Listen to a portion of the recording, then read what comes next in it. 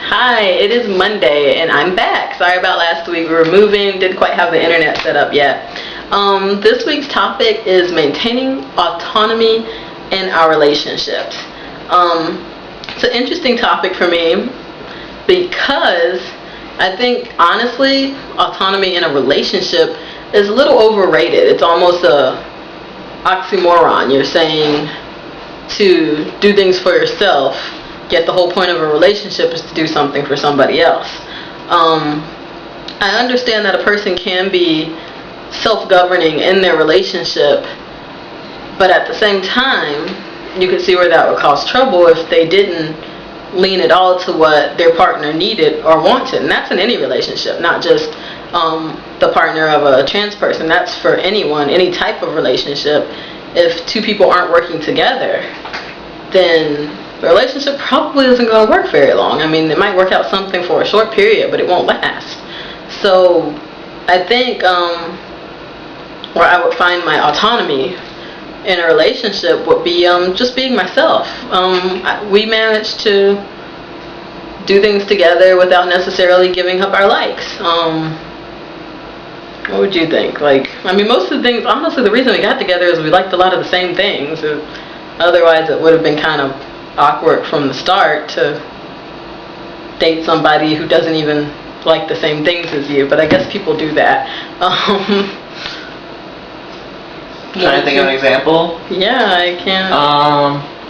You like scary movies. Ooh, that's one. I do. I love scary movies. And Jules does not like scary movies. So don't. I watch them at TV at home when Jules isn't there. And then when he gets home, I'm terrified. Because I actually don't like watching scary movies by myself. See, you learn things about yourself. But I still do it anyway.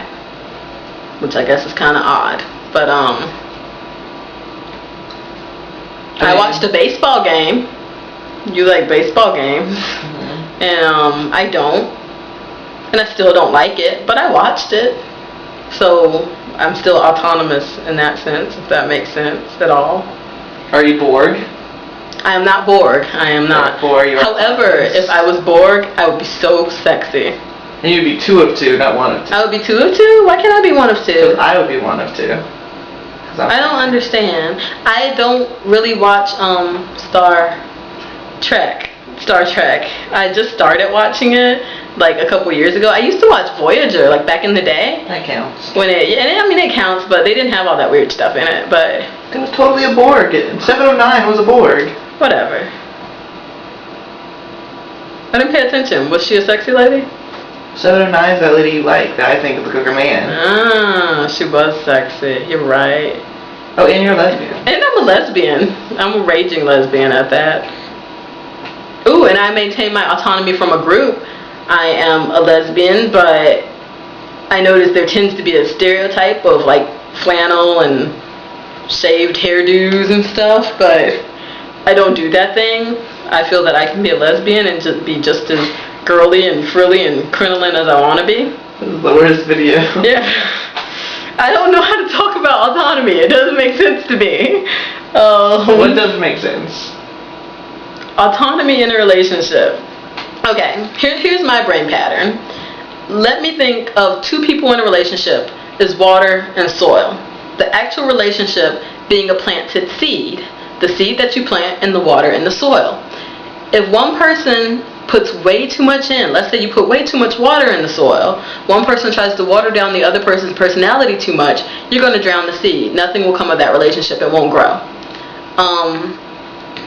The same with the opposite. If the soil is too hard and cracking and not budging, a person who just will not budge to anyone else and won't change their ways at all, you're going to have this nasty chalky substance and you still won't grow that seed.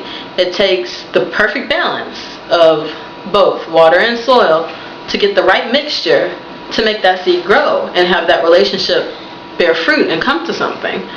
And I can't think of it in any other way. I can't see popping a seed in some dirt and just hoping something will happen. Eventually it will, but that'll be a weak and feeble plant and it's going to die. The same with popping one in water. Just toss a seed in a cup of water, yeah, it'll grow, but it's not going to be very healthy. So it's the same thing with relationships.